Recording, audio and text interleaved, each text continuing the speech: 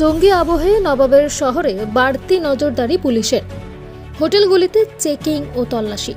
জেলায় 4 জঙ্গি গ্রেফতারের পর থেকেই পর্যটকদের নিরাপত্তা নিশ্চিত করতে বাড়তি নজরদারি রয়েছে হোটেলগুলিতে।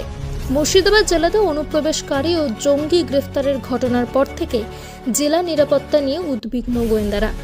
পর্যটকদের নিরাপত্তা নিশ্চিত করতে শহর জুড়ে তল্লাশি, পাশাপাশি হোটেলগুলোতে পর্যটকদের সাথে কথা বলেন পুলিশ আধিকারিকরা।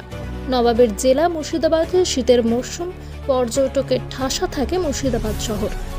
জেলা থেকে রাজ্য, দেশ বিদেশ থেকে পর্যটকরা এই জেলায়। মুর্শিদাবাদ থেকে জঙ্গি গ্রেফতার ও একের পর এক অনুপ্রবেশকারী গ্রেফতারের পর থেকে উদ্বেগ বেড়েছে জেলা জুড়ে।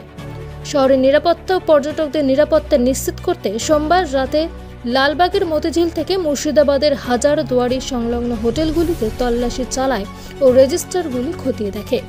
অপ্রীতিকর কিছু নজর পড়লে পুলিশকে খবর দেওয়ার জন্য আবেদন করেন। এই বিষয়ে খুশি পর্যটকরা।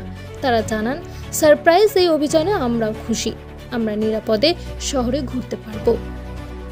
নবাবের শহরে এসেছি, সবাই ফ্যামিলি মিলে আমরা এসেছি মেদিনীপুর থেকে। আমি দীনেশ চক্রবর্তী বলছি। এই এসে যে সারপ্রাইজ ইন্সপেকশন করলেন, এতে আমরা অনেকটা সেফটি এবং সিকিউরিটি বোধ করছি। কারণ এখন যা পরিস্থিতি, তাতে এইভাবে যদি সমস্ত বিষয়গুলো দেখা হয়, তাতে আমাদের পশ্চিমবঙ্গ তথা ভারতবর্ষের নিরাপত্তা অনেক বাড়বে। এটা আমাদের কাছে ভীষণ আশাপ্রদ। এই মুর্শিদাবাদ থানার প্রতি অবশ্যই মুর্শিদাবাদ নিয়ে তো উদ্বেগ আছেই।